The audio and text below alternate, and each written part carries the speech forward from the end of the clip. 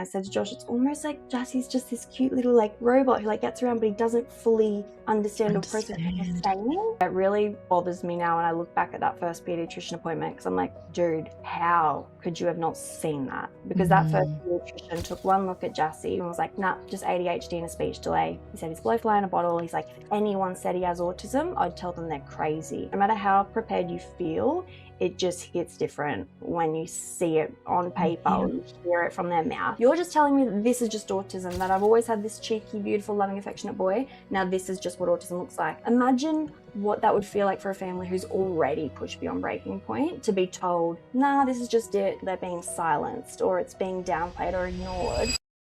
I think that's what was conflicting, because I felt this guilt for not using it enough, because it was very much he's not going to learn unless he's exposed to it 24/7 kind of thing. But then I was also like, I don't know how to when I've only got 5 words. Like that was where I was getting a bit. So once I just like spent a whole day, anytime a word would pop up, I'd add it into the vocab builder. Then the next morning, it was actually really beautiful. I remember that afternoon we got back from a long drive with Jassie, and I was going, like, we're going to go home, we're going to relax, and like I would speak to him full sentences. The way I'm speaking, obviously I'm breaking it down to try and like example what I would actually model, but I would say like, all right, so we're going to go home, it's bedtime now. Like, I'm feeling tired. Are you tired? Yeah, we're going to go home and relax. And I'd be, as I'm speaking to him regularly, we would go, relax, tired. Yeah, and then I'd reply like, yeah, I'm tired too. Like, I would be I'd be modeling the AAC from his point of view, but also be responding to him as if he's actually speaking it. And I remember him having this moment of like, he just looked at me and gave me this smile, and he like was like doing this in his car seat. And I was like, it's cool. Hey, I said, like, this is your voice, buddy. I said, like, this is going to be your voice, and you'll be able to use it to say anything and everything that anyone else can say. And I said, and I'm learning it and I'm having fun learning it with you too. And he's just looking at me smiling like this. And I felt like he too had that light bulb moment of like, oh my God, it can speak the same way you're speaking. Like that's what he was seeing for the first time, of like, it's actually vocabulary that's speaking the same way you do. It's not just like, stop, go, more. And especially if we're going to presume competence and know that they understand far more than anyone can fathom, it's not fair to only give them access to a tiny amount of words. Like a certain amount of words, and then the next morning he wakes up, he's in the shower, Lakey walks in, he goes, morning, Jassie. And then I get there, so I go, good morning, Laker. And I'm like, oh, Jassie, good morning. And Jassie's like looking at me, and Lakey was like, oh, Jassie. And it was like that interaction. It was like a social interaction. And he was never getting that kind of modeling beforehand prior to LAMP. And then what else happened? There was obviously, the YouTube video that he was fixated on with the colors. He played red color, where are you? And I was like, I'm going to add all the colors into his vocab builder. Like, of course, he should speak colors. Then I add all the colors. And like, I sit there with him watching the YouTube, sharing the special interest. And every time the color would pop up, I'd model it and I'd say red. And I'd say, can you say it? And I'd say, where's your pointer? And I would say, where's your pointer? And he'd go, and then I would help support his hand to tap the sentence bar. So the modeling, it's like, that's kind of where we're at, is like, I'll model what's to be said. Or like if we're leaving OT, I'll be like, you say goodbye, Sophia, you say it, where's your pointer? And he'll go, and then taps it. You help him. Question, you call it pointer instead of finger? So I do that just so that you just encourage to point. Okay. His finger. So I say, where's your pointer? Like, so that he points his finger. And I feel like it's a perfect way to do it, because I'm able to like model what I think he wants to say but he gives the confirmation on whether he wants to say it or not. I was going to say, and if he disagrees with it, or the resistance means that's not what I want to say, or confirm what you're telling me, let me change that for you. Yeah, or even if he doesn't want to use it, I don't put the pressure on, I just model it, especially like in the beginning, it's like with the colors. But it was so beautiful having that moment with him, which I did vlog it, and that was one of the first videos I had uploaded of LAMP, but where like he was giving me his hand. It's like when the color was said, he'd kind of give me his hand because he wanted to say the color, and it was like, you're singing along to the song. It was like this big thing, and he was real happy. And then came to like, he saw a can of drink and he wanted more, he wanted the drink, gave it to him. And then when he kept going back, I'd say, you need to ask for more. Can you say more? Pointer. And he Yeah. straight away points finger, boom, boom. And he kind of started to really understand, like, oh, this is The cool. cause This and is, effect of it. Yeah, yeah. yeah. And then we, I love this. Yeah, I it's love this just like the conversation where social you're aspect yeah, and like the social expression, aspect. just everything. It's not just, and like if he's watching Christmas video, I'm saying Christmas, like I'm so excited for Christmas too, and he's looking at me like, yes, me too. Or, you know, we went over to my nephew's house and I'm, happy birthday, Hamish. Happy birthday, Hamish. Oh, Jessie said happy birthday. Like just getting him involved in conversation, and like it really rewired how the device should be modeled, not just a demand put on them, no pressure for them to use it, just let them see the possibilities of how it can express like themselves and communicate. That's, they don't need to touch it or engage with it. It's all about the parent speaking from their point of view with it and letting them know, like, oh my God, this thing can talk the same way you can. This episode of Wine with Wita is proudly brought to you by Wonsie.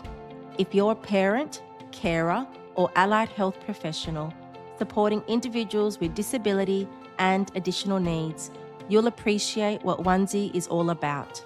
Wonsie creates adaptive clothing designed to make everyday care easier while promoting comfort, dignity, and independence for individuals and their families.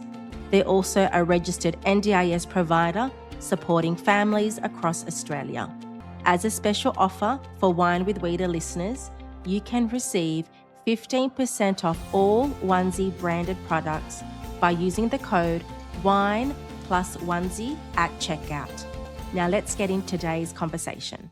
You know, it's really, really cool. I fell in love with it. I went from hating it to being like, ugh, I don't like anything about it, to then once I understood it, like the firework symbol, for example, I realized obviously the firework is a symbol of an explosion of communication under there. So you open it, it's like yum, yuck, goodbye, hello. It has all these explosive communication words. And I'm like, that makes sense. Like it just takes me adjusting to, but I would recommend Lamp Words for Life, like to anyone who's just starting. I wish we had it back at like 2, honestly. As a speech pathologist, my heart is beaming with you advocating for AAC, because there's such a myth that it hinders a child's verbal communication and communication at all. But I feel the hesitancy with AAC is the complexities of changing the way that you would talk to your other 2 children to how you would accommodate to Jaska. But once you get that light bulb moment to, rather than making it a device that's demand based, and changing your mindset to it's interaction based, and not for him to talk to you, but for you to model the Yeah, communication skill to him. I, yeah. I encourage parents to think of it that way and to incorporate it into moments that they can make it sustainable rather than Yeah. every single moment, right? Or even like, you know, if I can tell that like Lakey's being too loud and he's in Jaska's room and he's annoying Jaska, I get on there and go away, Laker, go away, Laker. Oh, Jaska wants you to go away. Like any other kid would be like, go away. Or like, shut up, you're annoying. Like I want him to be able to speak. If I know he's annoyed by something, like I'll say it. Or like when we were going into a speech therapy appointment, he was completely protesting it. He did not want to go. And I'm sitting there on the device going, no, don't want to go, like sad, frustrated, like I'm modeling all these things. Or if he's like in a session, he's trying to go to the door, I'll like, you know, go, like, I know you want to go, but we're not going yet. Like I speak what I know he's trying to say whilst telling him, no, we're not doing that. Like just like any other kid would ask for something and be told no. Like I want him to know though that like I know what you're saying this, but you're not getting it. Acknowledging it. Yeah, like letting him have that side as well, not just what is polite either. Like Yes. Yeah, absolutely. This has been an amazing conversation of manifestation to realities of diagnosis to supporting a child's voice. Let's talk about now how you've continued to celebrate and advocate for his voice through the NDIS. Now, recently you spoke to at an event that really advocated for the need for funding. What was your drive? Obviously, your family, but what inspired you to continue, and how will you continue to advocate for families through the NDIS? Well, I think the the Clune family tragedy is what really like lit a fire inside of me, because I've obviously, I mean, like I said this in a video one time of like, there's the whole poem about going to Holland and Paris and whatever. And obviously I love Holland. I've learned to love Holland, the windmills and everything I said, but there is another place that no one speaks of when it comes, especially when it comes to ASD level 3, that is like so dark and hard, and like people would not even possibly fathom what it actually looks like. And clearly the Clune family were there. And I, follow a family. Her name is Ashley, and she shares the life of having a non-speaking son online, and he pulls his own teeth out of his head, for whatever reason, and she'll just see a tooth laying on the ground. Or I follow another mum in the US as well, and her daughter has extreme self-injurious behaviors to the point where she's just got blood all over her.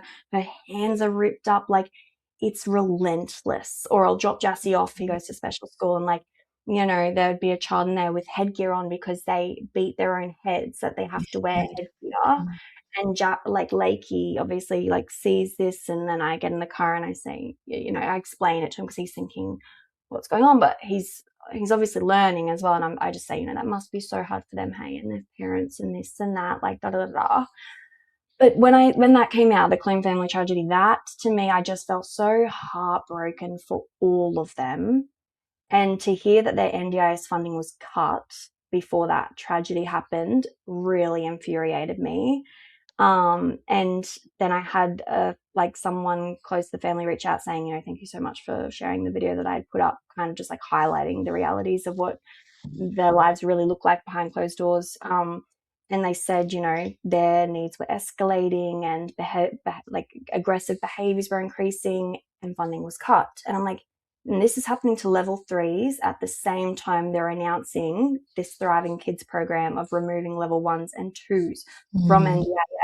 So I'm feeling directly attacked at this point as a mum to a child who is level 3. I've got a niece and a nephew, one's level 2, one's level 3. And I've got all these fellow parents that follow me and support our family who also have autistic children. And I'm thinking of like their futures. And I'm thinking of how hard it was just for me to try and fight and advocate for funding for Jassy when it was easy. Do you know what I mean? I'm like, it's about to get a whole lot harder. How hard it was for us to try and find an early intervention therapy-based daycare, to now the fact that those daycares have closed, or the AERU centres have closed, like the kids aren't getting the funding anymore. And the language so it was like the Clune family tragedy happened. I had a meeting lined up with Minister Butler the next day as a lived experience voice advocate. How did that even go? Was there any impact of that conversation, or was it just media fluff? It was awful. So the first, it was meant to be obviously the day after the Clune family tragedy. They ended up rescheduling it because obviously they were under a lot of scrutiny. Media. And yeah, I feel like that whole situation kind of divided autism community, because I completely understand where people are coming from there on the other side of it. Obviously, if you did have empathy for the family, you were condoning what happened, but I do not believe that. I think you have to acknowledge the reality, and you have to hold NDIS accountable because they actively contributed 100%. to that level of burnout.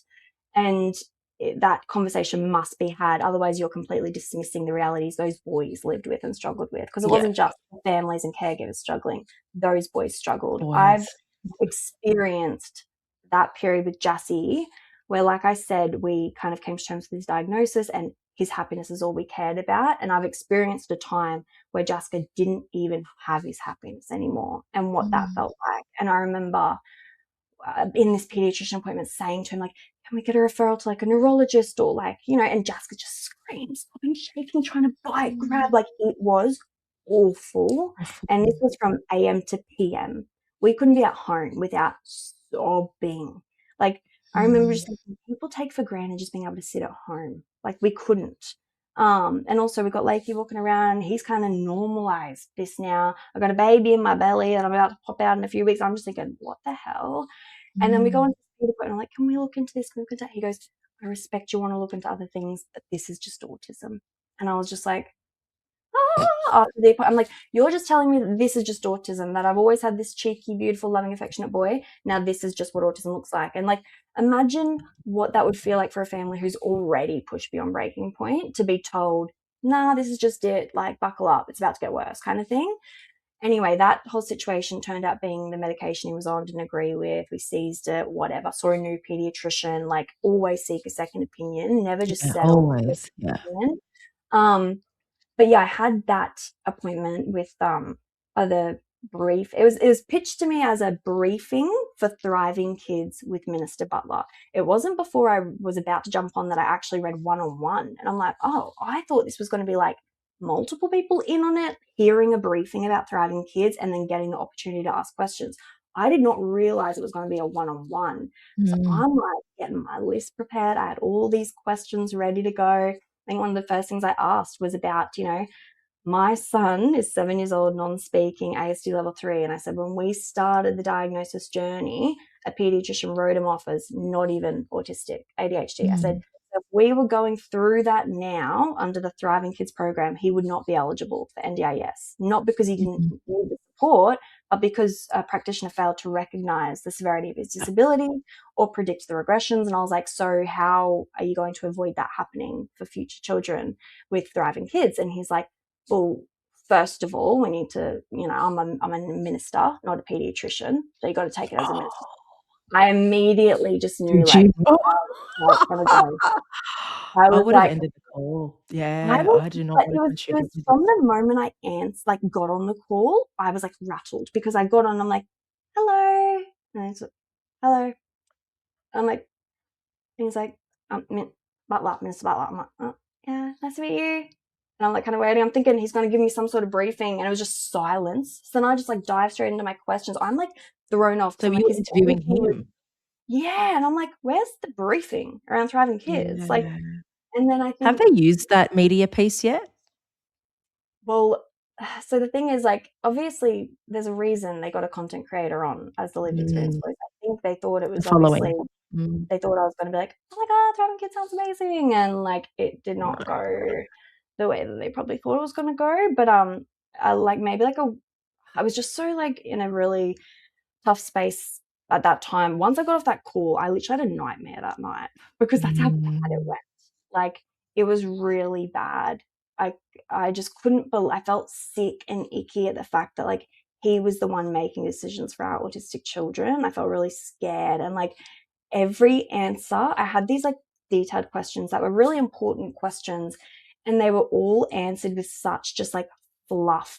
He didn't know how to answer them. He was just like, it was just like fluff, and he was taking up so much time. I'd be like, can you stop so I can ask my question, please?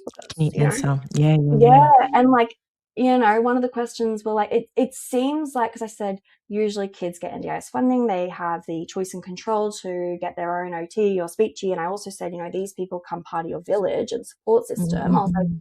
so like, first of all, how are you going to avoid like taking away essentially that support from families and avoiding more care burnout, placing the therapist hat on to them as well when they already have it on, but it's just going to be doubled. Mm-mm-mm. And what will it look like for them to go source a speech in an OT? And he didn't really seem like he quite knew. It seemed to me it's going to be telehealth, basically therapy style is what he was kind of getting at, of like telehealth style. So So not almost practical. like, Mm. yeah, speech in OT, and again, similar, like the parents are going to learn and implement. So it's like, that is great. Like, as I said with the Hannon program, that I loved that, but you need that in-person sessions as well. It's not Yeah. just, I don't think telehealth is just the way to go. And I'm like, what about for the parents who are like, some parents need the like respite, like, I don't know, all these kids are so different. He just he didn't understand that. And yeah, when I'd ask these It questions, bothers me that for such a minister who are making these changes, there's no consideration to the impact of these changes or even that empathy to what mm, you as one case mm, are going through and that complete understanding of the reality of what yeah, these changes will. But also, why don't you ask people who implement telehealth? I can tell you telehealth does not work for a neurodivergent child, does not work when we're trying to implement AAC, let alone No. more than words. When you just when you're working with both parents, it's great, but it doesn't support the observations that you need in the clinic space or even a home environment. And why not take this feedback on to know that's not going to work? We still need to implement face to face intervention as well as travel for many Mm, clinicians, because having a business carries a lot of overheads, and I've got to advocate here for speech pathology. Many speech pathology businesses are struggling. Allied mm, health services are struggling because of the demand and because of the overheads. But mm, unfortunately, their business is no longer sustainable because mm. of the limitations with NDIS. That's another thing that really concerns me, is because speechies and OTs and anyone in the disability space, they choose to get into that line of work because Mm, they care, they're passionate. And so why are we moving these vulnerable children who need this intensive early intervention away from these specialists who care and have chosen to be mm, there, into a mainstream system who did not choose to do that line of work? yeah. For example, like, the whole concept of moving them into the mainstream system, I said, I don't know It's not whether Pauline, sustainable. it's Mm-mm-mm. not. And I don't know whether Pauline mentioned it in her podcast with you or what, but basically I said this to Minister Butler. I said, I have a friend, which is Maddie, Mhm. Pauline's daughter, who's a teacher, and she had her first class last year at a primary school. And I said to Minister Butler, she did not receive any autism related training to become a teacher. So if No, your plan with Thriving Kids is to move these autistic children onto mainstream settings, what education and support are you offering the teachers? Because they're not getting any. He was like, oh, well, not enough, clearly. Like, I'll have to talk to the Minister of Education about that. And I was thinking, how do you not know that? This is don't your brush it off, reform. answer it. Yeah, yeah, yeah, yeah. Like, he genuinely didn't even, he goes, I didn't even know. He's like, that's surprising to hear. Like, since it's shared such recent treatment, surprise. I'm like, you should know that. How are you making a decision to move them on the Mm, mainstream without even realizing they actually don't even get any training? And yeah. what does that mean for our speeches and OTs? Are they going to just lose their jobs? What happens Mm. then? Like, seriously, if these kids are not getting any funding, and the language, I'd mentioned it to him, I'm like, the language you often use, first of all, around the whole, there was a life before NDIS. I'm like, yeah, where kids were institutionalized and, Mm. just left in the dark. Like, why are you saying that? You're the Minister The for life Disability. before NDIS, as a speaker who's worked in the pre-NDIS life, many families had to remortgage their home. Many Mm-hmm. families, or most families, self-funded intervention.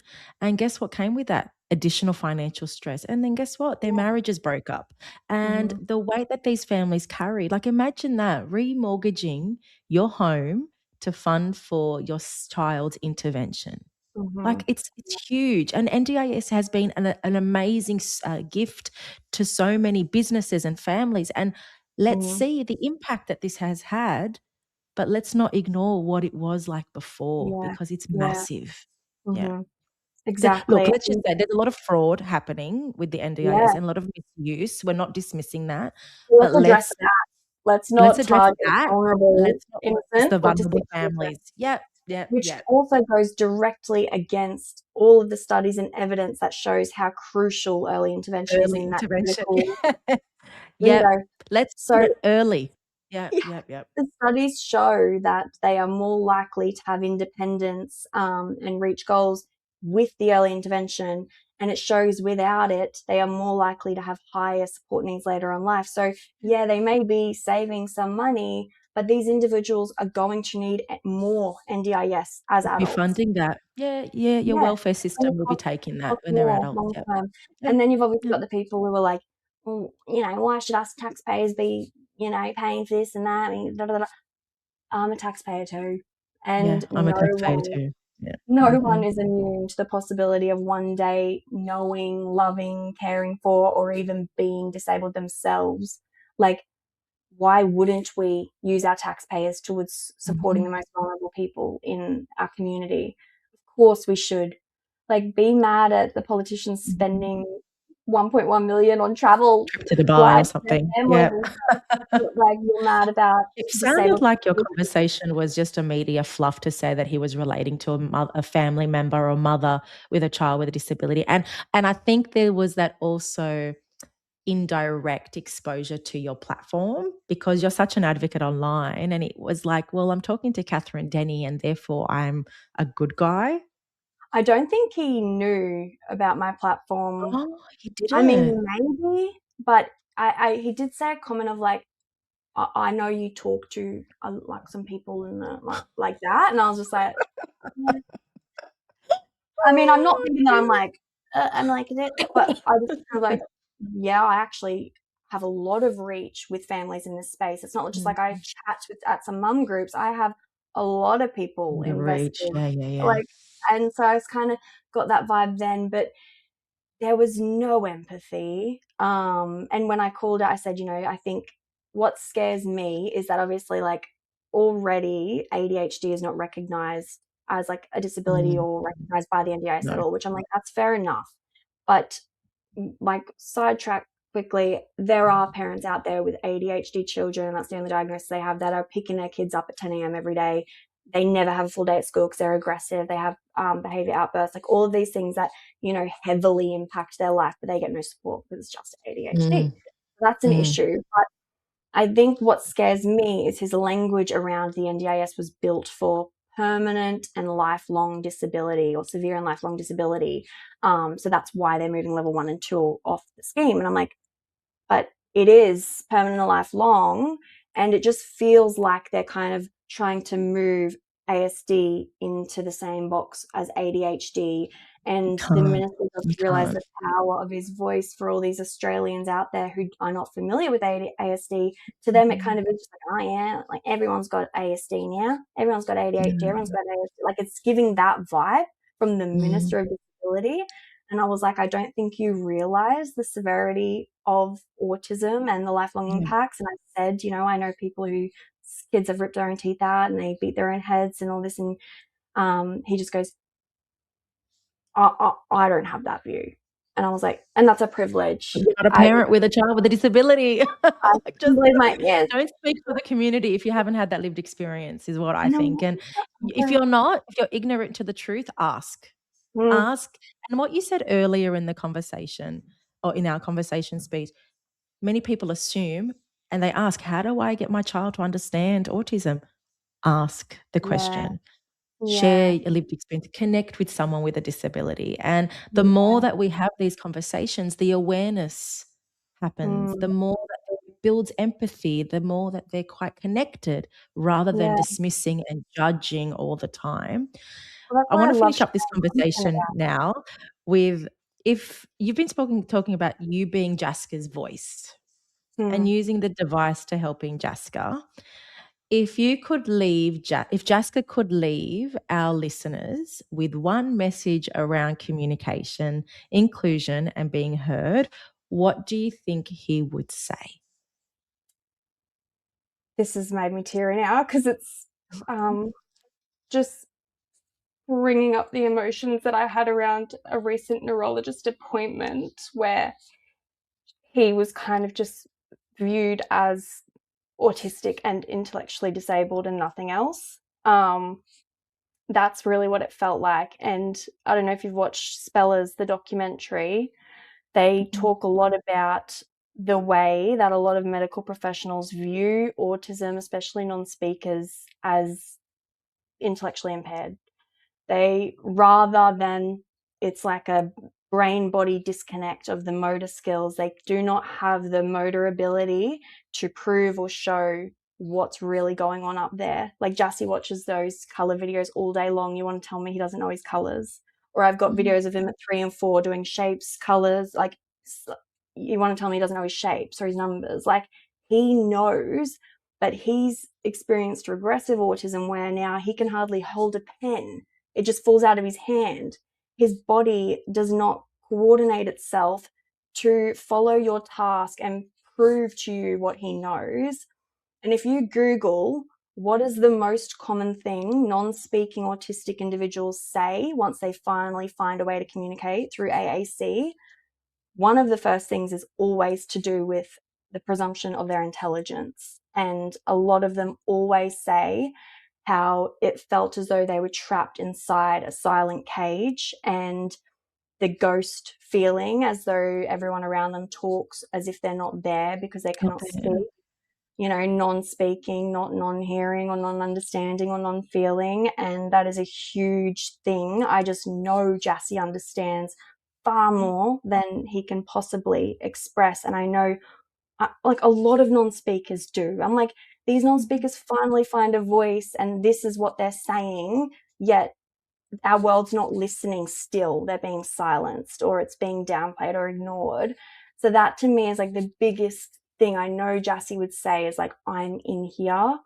I played that Spellers documentary movie for him and he watched it intently. And even yesterday I was saying to him, your body doesn't do what you want it to do, does he? And he's looking at me like, I know he's in there. Like, Acknowledging it. Yeah. it's so frustrating. That's like the most valuable thing. And just to acknowledge like the communication attempts and like who they actually are, and just like keep believing that they're going to find a way to communicate, whether it's like Jassy often communicates through videos and songs and lyrics, and he finds like the most deep, meaningful songs. Like, for example, one of the songs he found, the lyrics say, "We speak a language no one else can understand."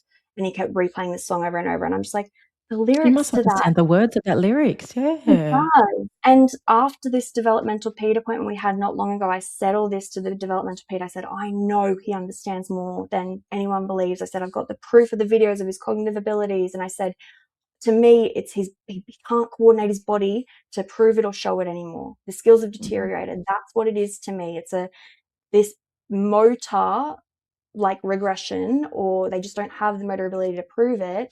And I said, but I know he's in there. And then Jassy just looking at me smiling throughout that appointment. He had this whole wave of calm come over his body for the days following that. Like, we were like, he is so chilled out. Like, we couldn't believe, it's like this whole different energy came out of him. It's because I felt like he felt seen and like, yes, they know what's going on. They know that like I'm in here, but my body's not doing what I want it to. Like, they're going to help me.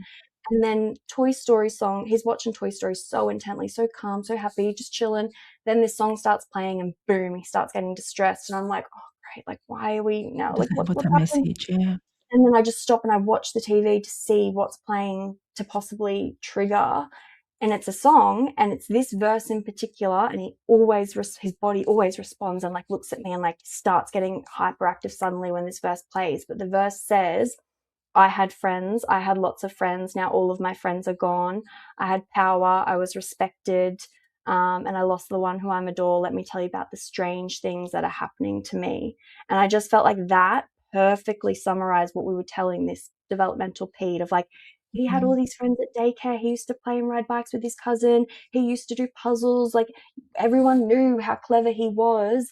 He was respected because people knew. Now all of a sudden his body's not doing what he wants it to. Strange things are happening to him, and no one knows how to fix it, and he doesn't know how to even ask for the help or communicate it. And like, to me, that just proved again his emotional intelligence and understanding for those lyrics. As soon as that song was over, back to calm, back to happy. And I just like knew that he wanted me to stop and focus on what the song was saying. And I just said to him, like, you're perfect how you are, Jassy. Like, we're going to find out why these strange things are happening. And he just was calm. And I'm like, it's just so frustrating. It's Then you like get when they this. say, I as a speechie, I think the world would be much better if we started to actually understand words through a behavior rather than waiting for a word.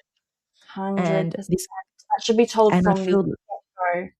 yeah, let's just start to see, okay, when Jaska reacted to a song, that's his way of saying, I'm feeling Yeah. uncomfortable. I acknowledge this. This is what I'm feeling. Imagine Mm-hmm. the power of you acknowledging that and understanding that, and how much that would help him, but your understanding of disability and how you could advocate for him much more.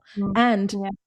our politicians and allied health professionals understanding there is more, communication Yeah. is more than words always. Yeah. Before we continue with today's conversation, I'd like to take a moment to thank our sponsor, Wonsie. As a parent, carer, or allied health professional, you know that the right supports can make a meaningful difference in everyday life. Wonsie creates adaptive clothing designed to support individuals with disability and additional needs, helping promote comfort, dignity, and independence. You can explore the Wonsie range at www.wonsie.com.au and receive 15% off all Wonsie branded products using the code WINE+Wonsie at checkout. A big thank you to Wonsie for supporting Wine with Wita. Now let's get back to today's conversation. 100%. And also, like, these sudden distressive behaviors, they're not, or that's not just autism, that is Autistic. communication. No, it's communication. Especially when a child's always been happy, go lucky. You want to tell, like, this neurologist was the most horrific appointment I'd ever experienced in my life. Like, I obviously told her everything about Jassie's development, and I got 2 pediatricians behind us, a ped and a developmental ped who specializes in development, both saying he presents atypically, these regressions are not normal, you know, these sleep cycles are not normal, da, da, da, da, da. Then we go into this neurologist appointment. He also has a syrinx on his spinal cord and low-lying cerebellar tonsils, but it's not low enough or big enough to diagnose carrying malformation. But they were like, we should probably look closely at that and do an overnight EEG of his brain. We go into this neurologist appointment. She's just like, everything you tell me just seems like ASD level 3 and intellectual disability. And then when I said the Toy Story thing, she was like, I could see how you could think that. And then she goes, you know, I just was like, so it's just normal for a child to like have these skills and lose them. And I was like, 3 years ago, he's drawing, he's doing puzzles. Now he can not even hold a pencil. Yeah. And I was like, so he'll just What could you tell allied health professionals like this? Just have that bit of empathy and instill a little bit of hope to look for to help understand this. I just, to me, I was like, why is a specialist in development saying that this is atypical presentation? And it is, that's not regular for autistic people to just suddenly not even be able to grip a pencil. But it's like she viewed him, he was in a rough patch, so he's kind of like distressed and whatever. She looks at him and just goes, autism. Because she probably doesn't offer another observation. And it was not just, oh, that's autism and intellectual disability. It was, he's never going to be independent. You are always going to require, you know, support for his life. And she's like, and I know you've got 2 beautiful children at home and it must be so hard seeing them develop, but that gap will only continue to widen. And I'm just like, never once did I say that seeing their development upsets me. And I've got 3 beautiful children at home, and like, just 2. Yeah, she essentially said there's no other answers. This is just how it is. Like, so buckle up. And I'm just thinking, imagine like the Clune family hearing something like that before. Yeah. But also, maybe did. Yeah, but like, it's so frustrating because in me, I'm like, no, I know this is communication. She said, you know, she's like, it must be so hard seeing glimpses of him. And like, as if like, you know, the calm period with the Toy Story thing is like a glimpse of who he is. I'm like, no, that is him. I said, these rough patches are not him. They're him in distress trying to communicate something, that he's in pain, that he needs help. Like, how else would you tell someone you're in pain, beg for help if you cannot speak? You would cry, you would sob. That's the only other way. Like, absolutely. Completely. And it was like I came face to face with the exact type of clinicians that they talk about on the Spellers documentary who, because it goes against everything they're essentially trained to believe, that if you cannot point, write, speak, prove on like physically with your motor skills what's going on up here, then you're written off. Nothing's going on up there. That's so not true. It's really hard to hear. Yeah, and it took me a little bit to be like, no, I know my son, I know our reality. Yeah. And I think the message here is always believe that your child is communicating to you through their body and through their gestures, and understand it through that lens, because once you understand a person's communication style and a communication skill, it will open up the doors of other communications. And I think here the most important message is, do not write off an individual because they can't do. And I always tell my patients they can't do it yet. You have to see it from a different lens. And yes, the severity is quite significant. Yes, the complexities of that are profound.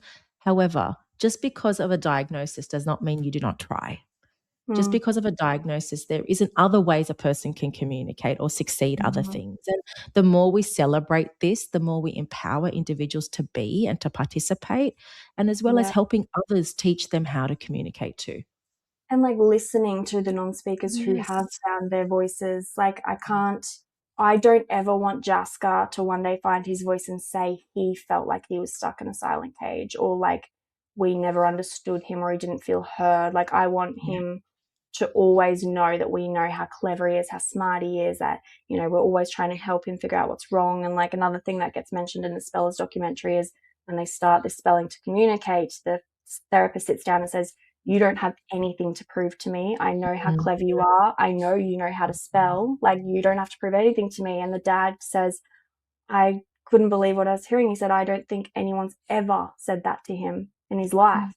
And then this boy learns to spell and he starts communicating, and it obviously just, like, opened up It this was a whole whole new world, passage for and his him. family Yeah, were just, like, sobbing. And I'm like, yeah. if every non-speaker who finds their voice says these same things, why are we not Maybe dismissing it. treating Yeah, yeah. non-speakers the same way and presuming competence and believing in them? And when you said "yet," that word, like, stuck out to me because Mhm. Jassy the other day, I said to him, "If there's any other songs you want me to add onto your AAC, you play them." One of the songs he played was this Gabby's Dollhouse, "The Power of Yet." And it's like, "I may not have the Oh, answers yet, what's he yet." telling you through that? So he's, yeah, telling me that, like, he knows that, like, just not yet, but it will happen is essentially what the Happened. motto of the song is like. And just, like, all of Mm. the songs he finds always resonate with him, and they have this underlying meaning. And, like, it's really cool when you do open your eyes and really try and see like communication in whatever way it looks. Like, for us, obviously, darting eye contact, coughing for frustration, videos, music, songs, if you pay attention. Like, there was a day where he was really distressed. I'm like, "What's wrong, Jesse?" Normally I could say, "Do you have a sore head, sore belly? Are you thirsty? Are you hungry?" Listening to all of these things, and he'd look at me for a confirmation. Couldn't get any confirmation, just coughing, coughing, coughing, coughing, coughing. And I'm Mhm, like, mhm, "Just, mhm. I don't know what you're He's saying." not I'm sick. waddling, You're cough, saying cough. something. Yeah. Yeah, he's communicating. And I stop and I Mm. pay attention to this video. I'm like, he's been watching this for a few days. The video was like a cartoon. The little girl takes a bite of something. She goes, "Oh, my tooth, off to the dentist." And I was like, "Do you need to go to the dentist?" And then he looks at me like this, and I'm like, "Do you have a sore tooth?" And he starts tapping on me real, like, Oh. intensely. And I was just like, and we had a dentist appointment lined up for the following week, but I was like, that is communication. Like, Mm. Yeah. even if your kid doesn't seem like they're listening or paying attention to you, they're listening. Like, I Mhm. remember a family member one time saying, you know, "I struggle to kind of connect with Jaska and I feel bad because I don't know how," and da, da, da, da. Jassie's just watching TV, like, everyone's thinking he's not listening. He just comes up, walks, grabs her hand, and everyone's like, "Oh my God, he's holding her." He just walks her to the stairs and then just gives her a tap as if to be like, "You can go home." And then he goes and sits I know. back on the couch. And I'm like, or me and Pauline had a conversation one time. I think Lakey said his first swear word, and I was like, "God, could you imagine what Jassy would be saying if he could speak?" And then Jassy just, like, looks at us and smiles, and I was like, "Oh, I'll he say the same knows." thing, mum. Yeah, exactly. But just, like, moments like that where I'm like, I know, I've seen it, I've got proof, I know he's in there. And I just Yeah. really hope that, yeah, like, more parents are able to, like, and just family members who are around Yeah. anyone. Even, like, our OT went and watched that Spellers the Movie documentary after I'd recommended it to her, and I'm she gonna messaged watch it me, now. Yeah. "You Is it have on to, you will Netflix? love it." YouTube. Speller's documentary. Okay, Bella's the I'll watch it. movie. Bella's the movie, and it's Speller's the incredible, and it's movie. all about non-speakers finding their voice. And, like, yeah, the OT messaged me, and she was like, "Kathryn, how will I ever recover from this?" Sobbing face. She's like, "I can't stop crying." She's like, On "So much YouTube. to be Okay. done." Yeah, Alright, it's incredible. It beautiful. needs to be on, like, Netflix. It deserves to. I'm like, more people need I'm awareness going to around contact them, yeah. non-speakers because, yeah, Mm. I'm just Kathryn, this conversation has been amazing. It's been one of my longest conversations, and I can just resonate that this will continue to reach mm, the ears because it's a conversation that needs to be had, and look how much depth we went into. Can and I I feel like ask, that's only scratched the surface. there's just so much to talk about, and I think it Oh, just yeah. really reinforces the need to have these conversations and to hear Mm, these stories because a lot of topics are not spoken about enough. yeah. If anyone would love to reach out to you, could they contact you through your Instagram or your website? What would be the best way? Yeah, all my, like, TikTok, Instagram, Yeah, and I even have Facebook. I think they're all just, like, at Kathryn Denny. perfect, perfect. Yeah. I ask all my listeners, if you were to be a better version of yourself tomorrow, what word will you apply to yourself today? I would say patience. Mhm. Why? Yeah, because I just think like that. Well, that's what I feel like Jassy unlocked in me was patience Mhm. that I didn't even know possible. And you need patience in every aspect of your life, not just being a disability parent, but like for your goals, your dreams, for everything, milestones. Like you need patience in every Mhm. aspect of your life, and just the knowing that it will come. That's huge. And Fantastic. you need And I to know think that it's resonates with anyone, just being patient that the good will come. coming. And I think you Yeah, really touched base on it with believing and having patience, and when you manifest, yeah. the good will come, which is really Yes. beautiful. Yeah. Thank you, Kathryn, for sharing your story on Wine with Wita. It has been an honor to share your story and Jaska's voice too, which I believe there is so much more to that young little boy that we are yet to discover. For anyone Yes. else, thank you so much for participating and listening to Wine with Wita. Another episode we brought to your ears really soon. Take care, everyone.